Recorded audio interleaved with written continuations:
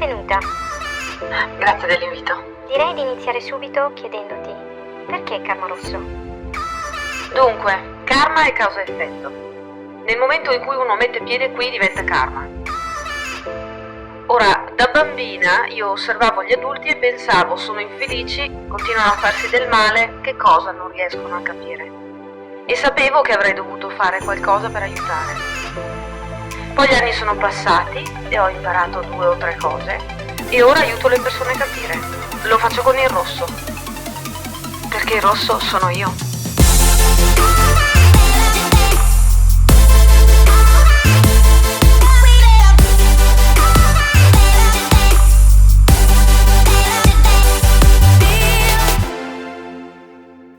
Benvenuti o bentornati amici, qui è Karma Rosso. Benvenuti e bentornati amici, qui è Karma Rosso. Con questa lettura cerchiamo di andare a liberare un pochettino delle cose che ancora ci trattengono, perché mi rendo conto delle letture che mi si stanno chiedendo in questi giorni, che molti stanno cercando di chiudere un capitolo, usando vecchi metodi che evidentemente sono datati, non funzionano. Forse molti non si sono resi conto che una parte di loro è già terminata o ci sta provando seriamente a farlo e si trovano non solo spaesati, ma come posso dire, ho una sensazione che siano dissociati da loro stessi, che quindi siano oltre la confusione, siano più verso veramente il non capire cosa sta capitando. Allora, questa lettura come la facciamo? Andiamo a vedere quali sono o gli aspetti di noi, o proprio le abitudini che abbiamo, o delle parti della nostra vita, o dei settori di quelli che sono i pilastri per noi importanti, e vediamo cosa è necessario di queste parti che se ne vada, che finisca, che si concluda, che muoia, che noi poniamo fine a questo, ok? Come sempre abbiamo 4 possibilità. Abbiamo le rune che ora andiamo a vedere e vi ricordo che potete tornare a questa lettura quando volete e come volete, per la stessa situazione, per altre situazioni, in altre fasi, tanto è tutto atemporale. Dunque cominciamo, la prima runa, una bella X per rimanere in tema, e la mettiamo qui, e poi abbiamo la runa vuota,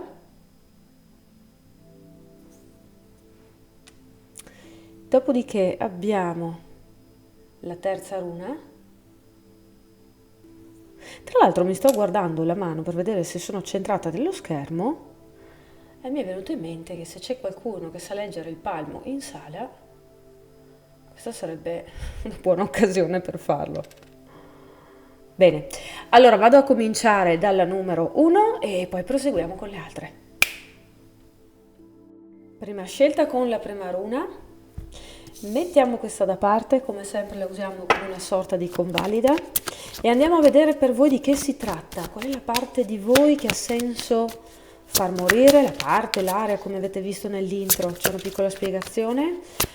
Vediamo che cosa è utile, necessario far morire ora.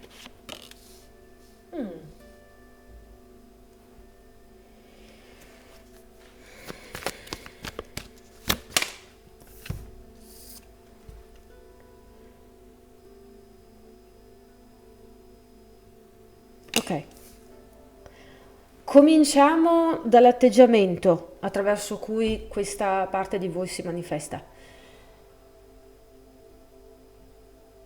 Immaginate, pensate, riportate alla mente i momenti in cui chiedete aiuto a qualcuno, se riuscite a farlo, i momenti in cui vi fate spiegare qualcosa, i momenti in cui vi appoggiate a qualcuno di esterno o in cui desiderate fare qualcosa e chiedetevi, ricordando tutto questo in maniera molto onesta, molto compassionevole anche, quando faccio una richiesta di aiuto o mi metto a fare qualcosa di nuovo o comunque desidero riuscire a dare alla mia volontà di autodeterminarmi una forma e di portare a conclusione qualcosa che voglio per me stesso. Qual è il mio atteggiamento interiore verso gli altri? Percepite per caso un senso di supplica? Percepite magari un senso di ma tu mi devi dire quello che devo fare, perché io non ci riesco. Oppure tu mi devi dare la prova che quello che sento, vedo, faccio, desidero è giusto.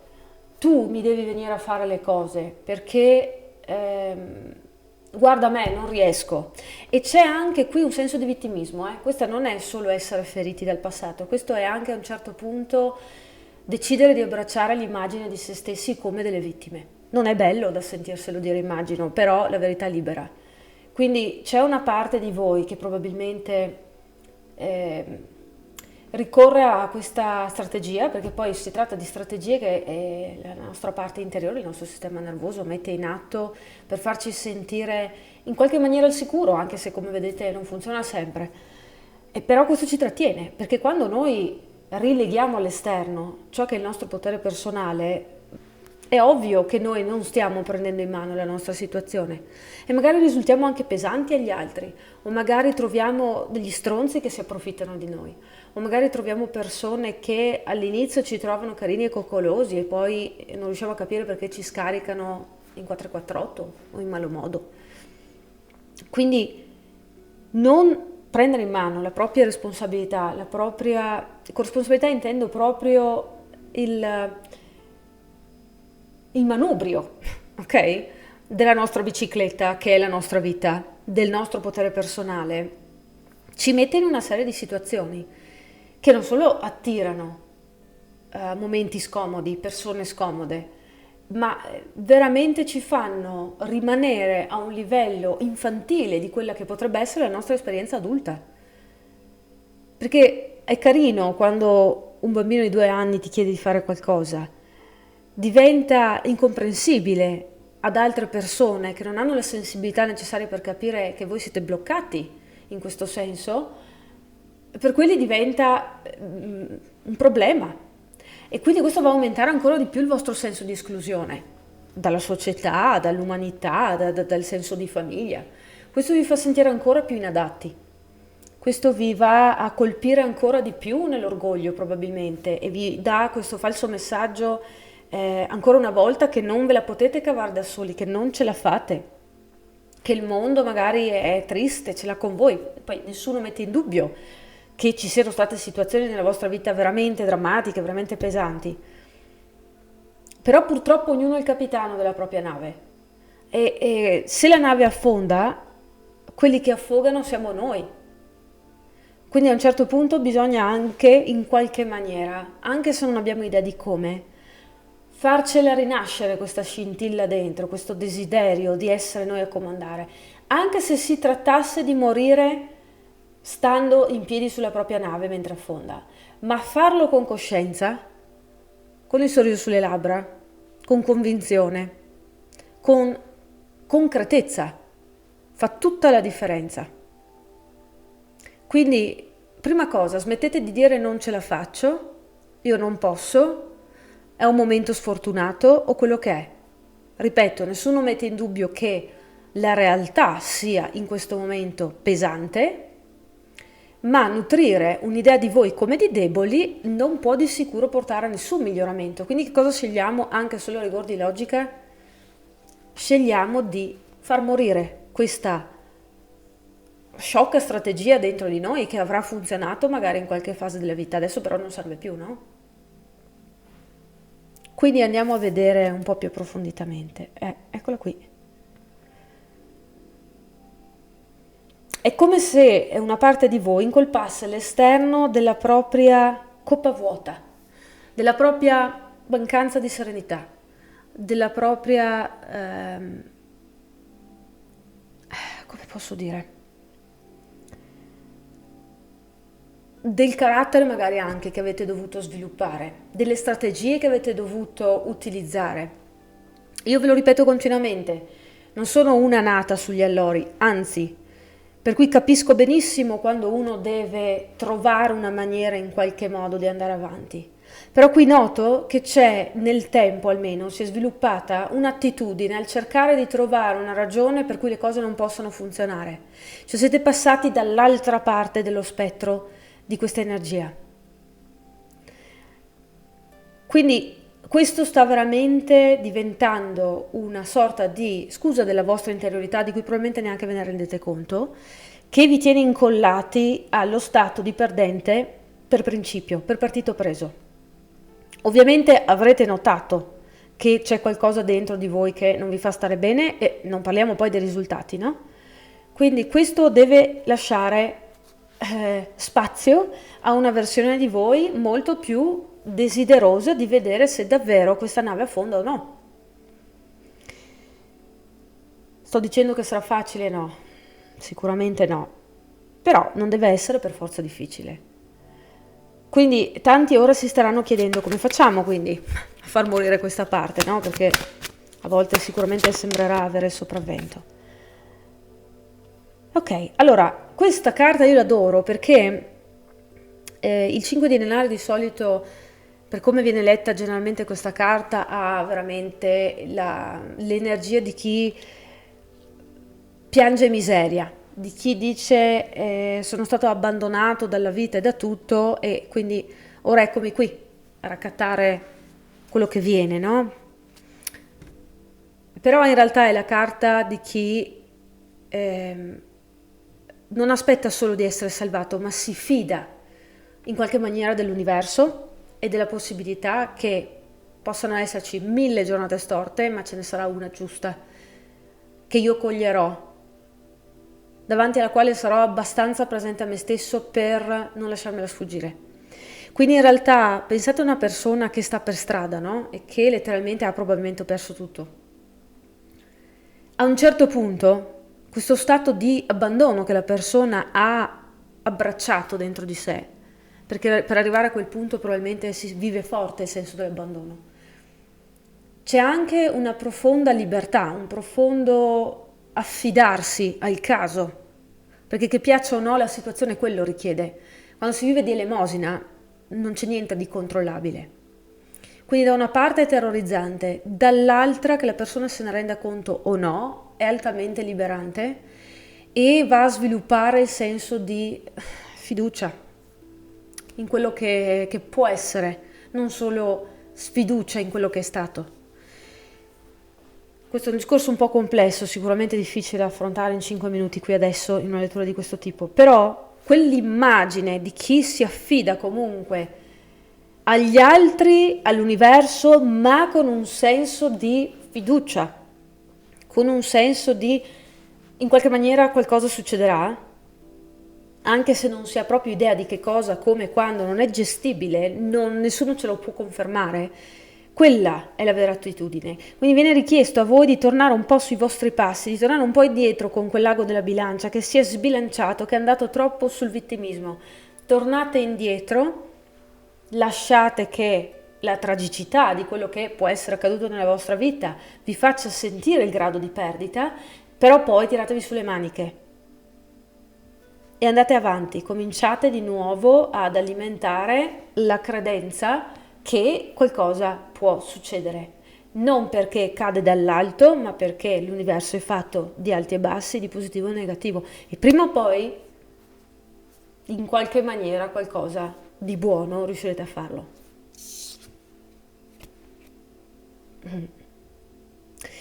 La carta che rappresenta questa lettura, questo aspetto che deve morire, è la carta dell'ossessione, della testa in giù.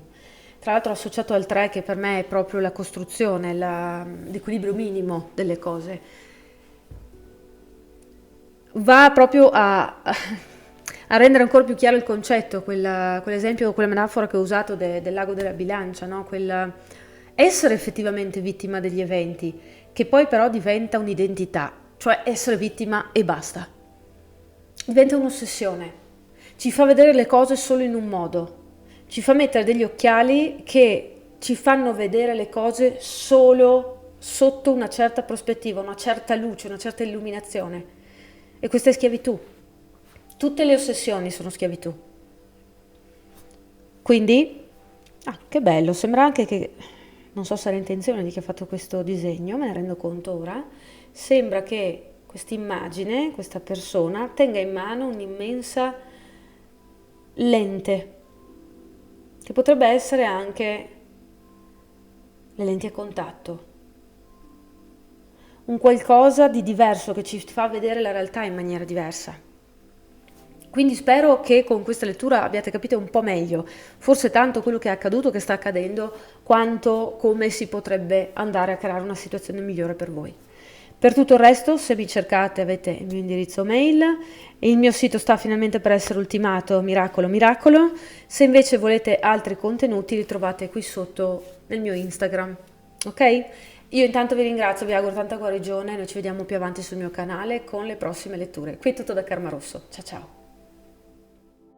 E siamo alla lettura numero 2, mettiamo la nostra runa vuota qui, mettiamo questo qui per tenerlo come una sorta di prova.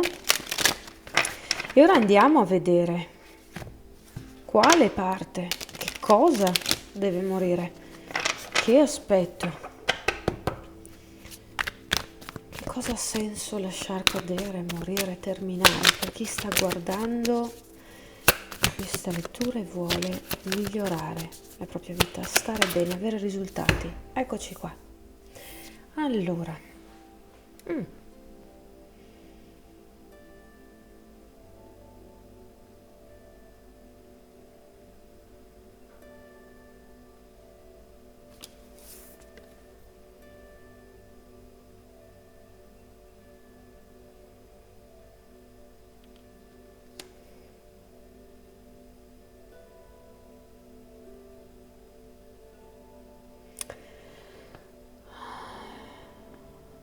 dunque di mezzo c'è prima di tutto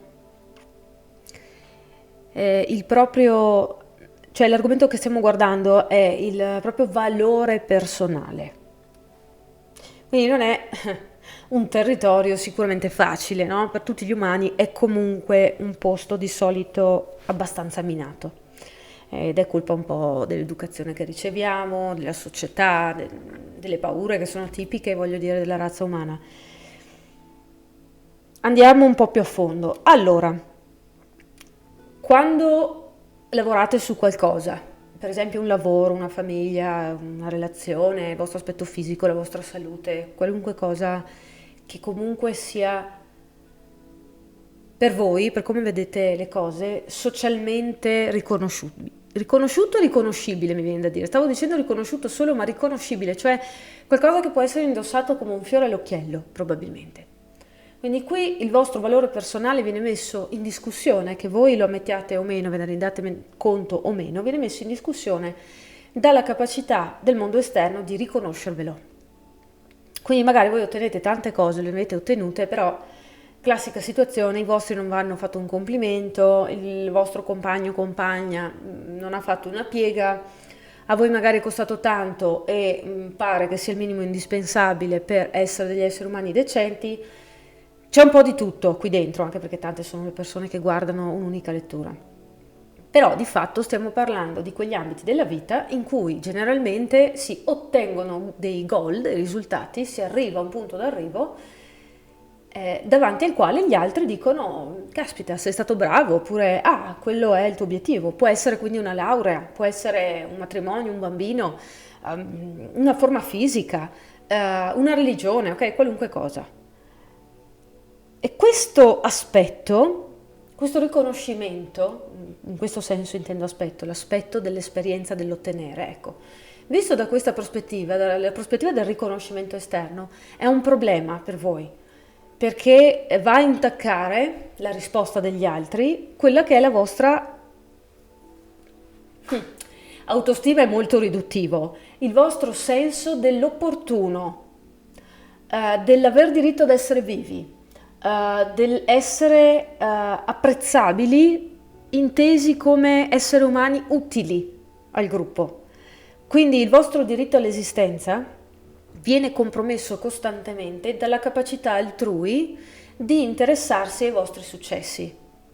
Ora potete capire che in un mondo in cui il senso di comunità è praticamente stracciato e la vita è frenetica e il consumismo dilaga, è difficile che ci siano persone in grado di di mettersi in testa la domanda: ma a questa persona farà piacere che io riconosca i suoi risultati? Per cui tante ferite le ricevete anche, diciamo, in modo gratuito, perché comunque manca il tempo o la capacità delle persone attorno di rendersi conto che qualcosa per voi è importante. Poi ovviamente ci sono quelli che hanno le loro difficoltà individuali, ci sono gli stronzi, ci sono quelli invidiosi, insomma, sono però più le delusioni che le soddisfazioni che vi prendete in questo senso, in un mondo fatto così, no? Soprattutto quando siamo le persone che, come in questo caso, vorrebbero disgraziatamente avere una forma di consenso e riconoscimento dall'esterno. Che cosa succede? Succede che perennemente si mettono o si trovano persone che non gliene frega niente di riconoscere la nostra grandezza e i nostri sforzi.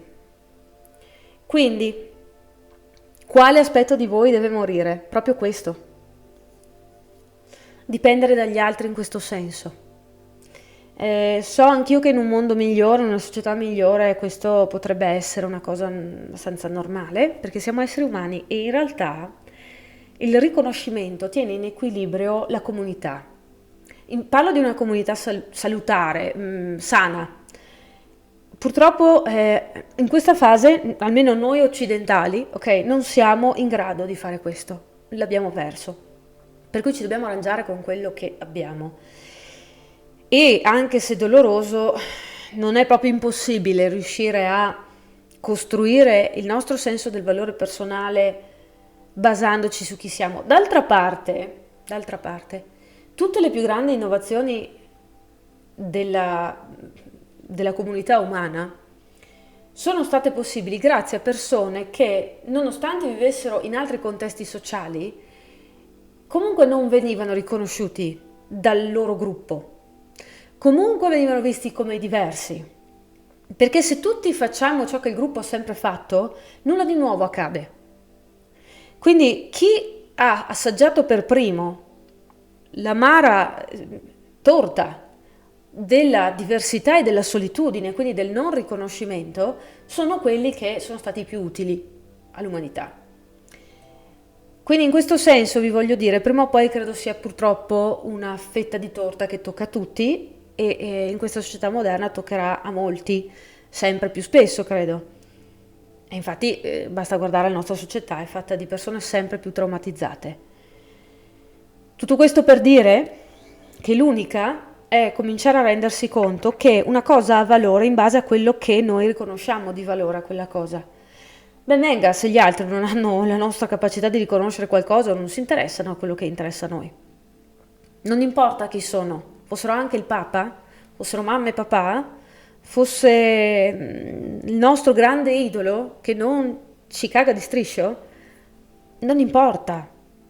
Quella cosa ha avuto valore per noi perché ci ha permesso di portarci attraverso un percorso che ci ha fatto conoscere parti di noi, ma soprattutto ci ha fatto sentire quanto potenti siamo nel manifestare quello che desideriamo. È quella l'unica cosa che importa. Credetemi, anche il vostro sistema nervoso in realtà interessa principalmente il riconoscere se stesso, la capacità di cavarsela in qualunque situazione, e non ce la caviamo solo insieme agli altri, tante volte ce la caviamo da soli. Quindi magari questa è stata una scuola un po' dura, ma prima o poi qui si arriva. In questo senso andiamo a vedere che cosa vi può aiutare nello specifico magari ad assorbire un po' meglio questo bisogno di lasciare andare questo aspetto. Ok, mi viene detto di questo, non si tratta sempre di una lotta in cui o vinco io o vincono gli altri. Non è sempre una lotta di potere in questo senso, o di dover dimostrare, di dover fare imprese epiche. Il nostro potere personale viene dall'accettazione del nostro potenziale, non dall'accettazione dei risultati che gli altri hanno voglia, riescono o non riescono a vedere.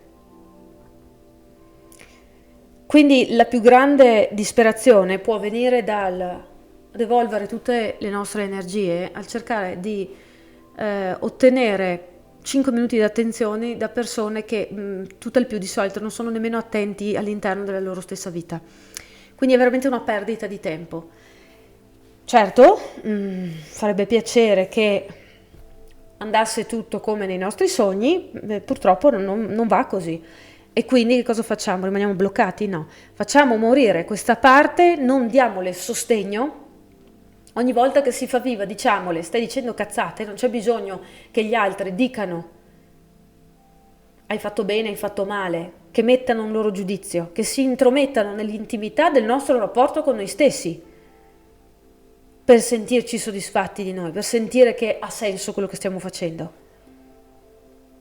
Ok? Andiamo a vedere ora che cosa dice. Un angelo senza colore, per forza. Fino a che io aspetto che i colori nella mia vita ce la mettano gli altri, io non saprò mai che cosa volevo fare veramente dell'immagine che stavo cercando di dipingere, perché cercherò sempre soggetti che interessano agli altri e inevitabilmente non sarà mai soddisfatto completamente nessuno. Quindi questo senso di non identità, di non senso, di forse anche depressione, no? Viene da una relazione con gli altri non soddisfatta e purtroppo gli altri non li possiamo comandare. Questa è una verità unica, perciò preoccupatevi di alimentare voi stessi. Ok, i colori ce li mettete voi, il disegno è vostro, decidete voi cosa ci mettete, magari vi sbagliate, magari poi cambiate idea, vi fa un po' schifo e volete cancellare, però l'idea, l'opera è vostra e di nessun altro, per cui preoccupatevi di andare ad aumentare, a gestire le vostre abilità, non quelle degli altri. Ok? Spero di esservi stata d'aiuto con questo. Se avete bisogno magari di considerare un percorso personale, sapete dove trovarmi, una lettura, sapete dove trovarmi. E se invece vi interessano un po' di contenuti oltre a questi che vedete qui, mi trovate anche su Instagram e lì avete anche degli spunti di crescita personale un po' più intensi, ok? Detto questo, io vi auguro ogni bene, vi ringrazio di essere stati qui e noi ci vediamo più avanti sul mio canale con le prossime letture. Qui è tutto da Karma Rosso. Ciao ciao! Ok, scelta numero 3, con la terza runa teniamo questa qui a lato per vedere poi come una sorta di conferma, come una sorta di arricchimento. Andiamo a vedere, per quelli che stanno guardando questa lettura, cosa ha senso lasciar morire, cosa è utile lasciar morire, cosa devono lasciar morire, cosa devono smettere di nutrire, cosa non devono portare avanti, che cosa devono terminare. Allora, quelli che stanno guardando questo gruppo, quale cosa è utile che portino a termine, che concludano?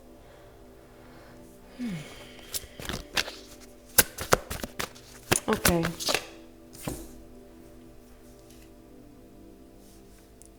Continua a girarsi, vabbè. Allora, c'è una situazione che vi portate dentro che esiste da un po', esiste proprio a livello fisico anche, quindi magari la rottura con una persona, un rapporto non tanto equilibrato con una figura genitoriale, un divorzio non ancora ultimato, la condivisione di una proprietà che magari vi sta portando in un lungo percorso di avvocati e tutte quelle belle cosine. Può essere anche una malattia che avete vissuto che tecnicamente è superata, però. E sono qui a parlare di questo però. Dunque, la situazione, come dicevo, è ufficialmente terminata. Magari quelli che sono su un percorso di tribunali, eccetera, diranno non è terminata. Sì, in quel senso non è terminata, ma come posso dire? Se si trattava di un matrimonio, la storia con quella persona è terminata. Se si trattava di l'amicizia con qualcuno con cui condividevamo, che ne so, un business, quella è terminata, non esiste più il business com'era. Ok? Quindi ufficialmente un ciclo si è concluso. Però la situazione è ancora grave, sarà perché ci sono conseguenze fisiche ancora nella vostra vita, potrebbe tranquillamente essere. Però il succo è uno per tutti quelli che stanno guardando questa lettura, cioè questa situazione non è veramente terminata in quanto le conseguenze emotive che vi portate dentro come conseguenza di questa situazione ancora sono belle vive, quindi non c'è vero riposo. Ho la sensazione che ci sia in atto in realtà una sorta di tortura, una sorta di struggersi probabilmente interiore. che magari, io ve lo dico, non avviene nella classica forma di autosabotaggio o di autoflagellazione o autopunizione imposta in cui uno dice faccio schifo, sono scemo, spero che qualcuno mi punisca, queste cose qui, no. Tante volte si tratta di non riuscire ad accettare che una parte di noi sia stata così buona, così ingenua, così sciocca, così ben pensante, così immatura, da farsi fregare, da comportarsi in una maniera che ora non ci sarebbe possibile sperimentare. Però focalizziamo su questo. La saggezza non è una cosa che arriva a priori. E anche se noi siamo persone particolarmente intelligenti, brillanti, sensibili, l'esperienza umana non ha nulla a che vedere con chi siamo alla radice. In altre parole, anche le situazioni più ovvie possono non essere ovvie solo perché non le abbiamo già vissute. Ora, grazie a Dio, non dobbiamo vivere ogni disgrazia per imparare come si fa a stare al mondo, però se davvero fossimo bravissimi esseri umani, nel senso tutti esperti alla vita, intanto nessuno di noi si incarnerebbe qui, perché cioè, cosa ci verrebbe a fare? O almeno ci verrebbero 2 persone, ma a fare che? A parlarsi con, che ne so, con il telefono, perché ci sarebbero, che ne so, 10 persone su tutta la Terra. Che senso avrebbe? Dall'altra c'è anche da dire che sapere già tutto non permetterebbe all'esperienza umana di costruirsi, cioè staremo in un mondo che è immobile, e io ve lo dico sempre, un mondo immobile è un mondo morto. C'è bisogno del movimento, c'è bisogno di sbagliare. A volte sbagliamo perché è utile, anche se la nostra parte umana ha la ripulsa davanti all'idea di sbagliare. Magari la nostra parte più spirituale ce lo fa fare apposta l'errore. Quindi, al di là di quella che è la ragione, questa parte di noi che continua a tormentarsi, perché questa tortura non è solo imposta dall'esterno, è proprio interiore, è quello il vero nemico qui, è quello che deve morire qui, è quello che deve finire qui.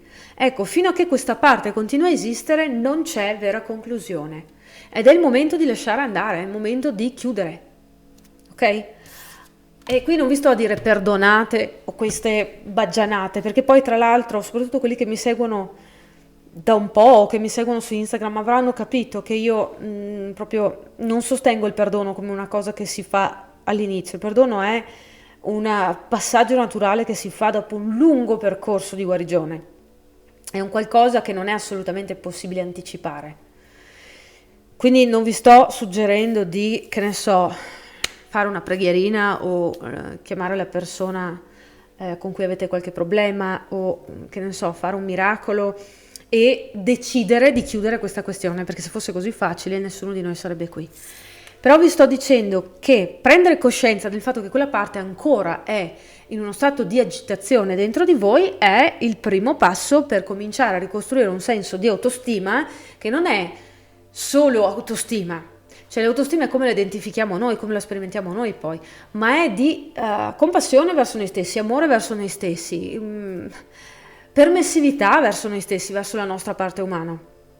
Quindi mi viene detto, c'è bisogno di darsi amore qui, c'è bisogno di capire che nell'errore che è stato commesso, magari per colpa nostra anche, chi lo sa, o per colpa degli altri totalmente, quelli veramente feriti siamo noi, quelli che stanno pagando grandi conseguenze non sono solo gli altri, per carità, saranno anche gli altri magari, però il grosso del problema, di quello che non ci fa porre fine a questa situazione, è che noi non l'abbiamo vissuta bene.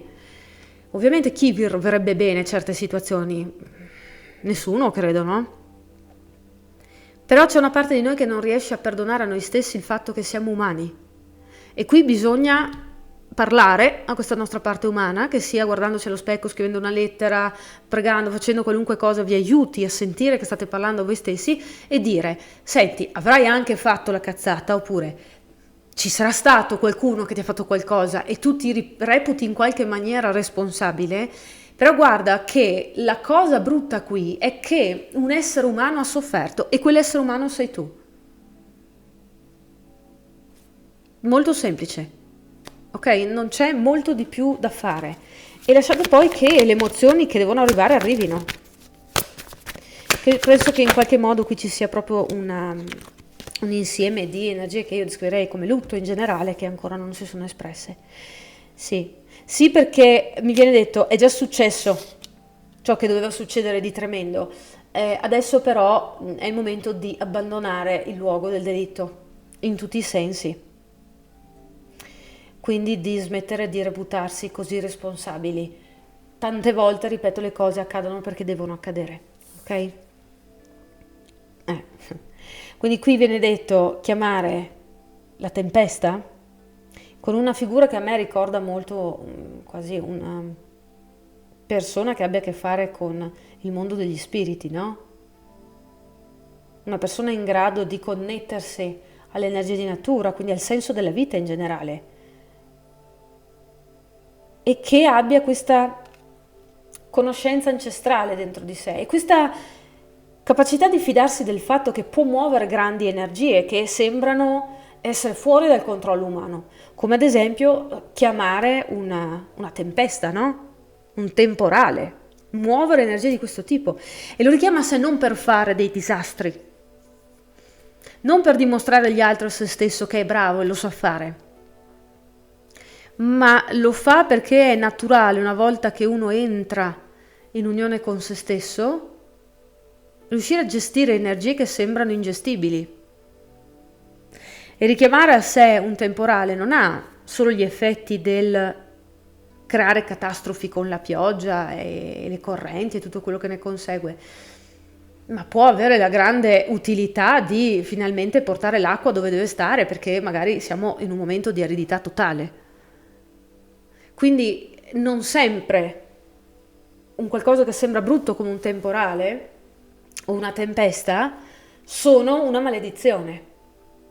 Quindi qui c'è proprio il suggerimento di cominciare a alchemizzare un pochettino, a trasmutare un pochettino l'idea che c'è anche di errore, di perdita e tutto quello che può conseguire alla vostra situazione. Ok? Spero di aver un po' chiarificato, di avervi aiutato un po' meglio. Comunque, se fosse che avete bisogno di una lettura o di considerare un percorso personale, sapete dove trovarmi, l'indirizzo mail. Ancora un po' e questo mio sito sarà ultimato, lo dico da un po', però non dipende da me. E qui su Instagram, qui sotto, mi potete trovare per altri contenuti e magari si spera qualcosina che vi aiuta un po' di più, non solo con le carte, voglio dire. Detto questo, io vi auguro il massimo. Noi ci vediamo più avanti sul mio canale con le prossime letture e qui intanto vi dico che è tutto da Karma Rosso. Ciao ciao! E ok, eccoci qui con l'ultima lettura, mettiamo qui la runa, mettiamo qui quella che è la carta che poi ci darà una conferma probabilmente o un approfondimento e andiamo a vedere quello che per voi è un aspetto, una parte di voi, della vostra vita, un qualcosa comunque che è utile per voi che termini ora, che voi portiate alla morte, diciamo. Ok, allora, per chi sta guardando questa lettura, questo gruppo, che cosa devono far muovere ora?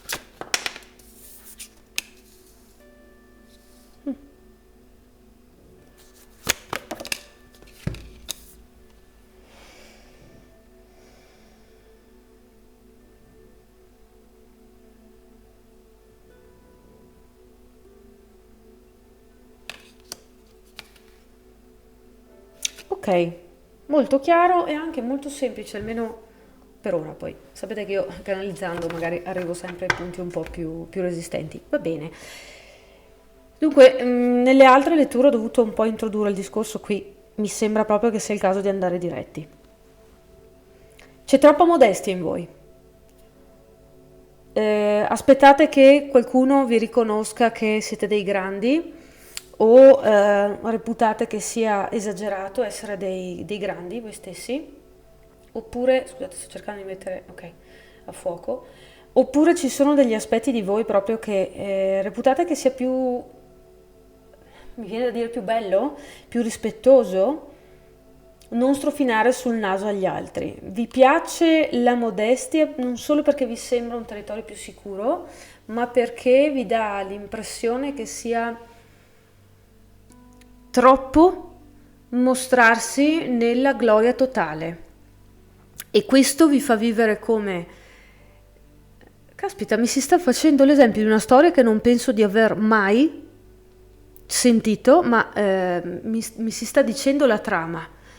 Se qualcuno magari la conosce, guarda, mi farebbe piacere vederlo nei commenti. Dunque, si parla di un re, credo, o un principe, ma mi sembra quasi un re, un sovrano comunque. Probabilmente di tradizione o arabica o medio orientale, comunque di sicuro mediterranea, ma non dalle nostre parti, diciamo, che per una qualche ragione ha deciso di vivere come un accattone, un senza tetto, un poveraccio per le strade. Mi sfugge esattamente il perché lo abbia fatto, la mia sensazione è che ci fosse un profondo desiderio di vivere una vita semplice e di non essere sotto gli occhi di tutti, per cui c'era un tentativo da una parte di isolarsi, dall'altra di sfuggire ai propri doveri e dall'altra anche paura di dover affrontare una vita di sfarzi, e sento quasi un senso di colpa. Allora ragazzi miei, non c'è nessuna colpa nell'essere splendidi, ok? Non c'è proprio nessuna colpa. Se gli altri non sanno stare al vostro passo, sono problemi degli altri. Per cui anche magari ridimensionare noi stessi come proprio partito preso, tante volte non ci dà la felicità che desideriamo. Perché un frigo non può stare, che ne so, a fare il lavoro di una lavatrice. Non funziona così, per quanto lo imbellettiamo come una lavatrice, proviamo a fare delle modifiche, un frigo è un frigo, una lavatrice è una lavatrice. Quindi prima o poi bisogna affrontare questo, e vi dico, imparate a fare spallucce, imparate proprio a fregarvene dei sentimenti degli altri, perché comunque gli altri al vostro posto se ne fregherebbero dei vostri. Non c'è nessun problema nell'essere un grande, sì, a volte è vero, si attira un po' più l'attenzione, a volte non si è compresi, a volte si attira qualche coglione che deve dire la sua, però a parte questo voglio dire, non è che la vita in generale degli altri sia tanto meglio, quindi tanto vale, voglio dire, stare sui propri piedi, avere sulla propria faccia l'orgoglio di essere noi stessi e andare avanti così. Infatti qui mi viene detto, nel momento in cui deciderai di lasciar morire questa modestia e di cominciare a usare tutte quelle che sono le tue capacità, di camminare con le tue gambe al tuo ritmo, ti accorgerai che potrai addirittura saltare molti passi, potrai veramente trarre gioia, non solo giovamento in quanto risultati nella tua vita da chi sei. Perciò io direi, perché aspettare? No? Qualunque sia stata la ragione, ora non sussiste più. E comunque basta fare le vittime, voglio dire, no? Basta continuare a ridimensionarci perché c'è qualcuno che non è stato in grado di arrivare al nostro punto, non ha voluto arrivare al nostro punto, non ha i numeri per farcela. È un problema loro, non nostro.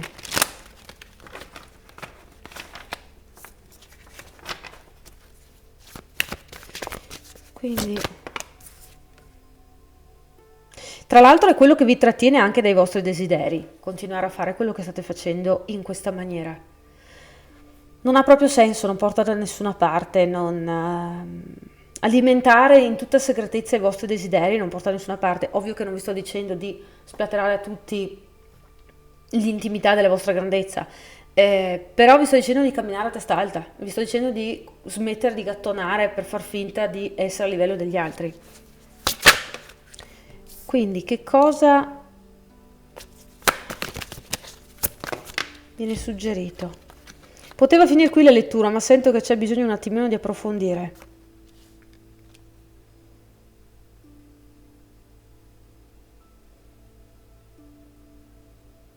C'è un problema con la figura femminile qui, potrebbe essere vostra madre. C'è una parte di voi che teme che diventare totalmente voi stessi significherebbe incorporare, vivere essere la rappresentazione vivente delle qualità che vostra madre non approverebbe o non ha potuto approvare di se stessa e quindi in qualche maniera direttamente o indirettamente vi ha tramandato che non è furbo, non è utile, non è decoroso anche. Purtroppo sento molto forte questa cosa, non è decoroso, non è invidiabile fare noi stessi.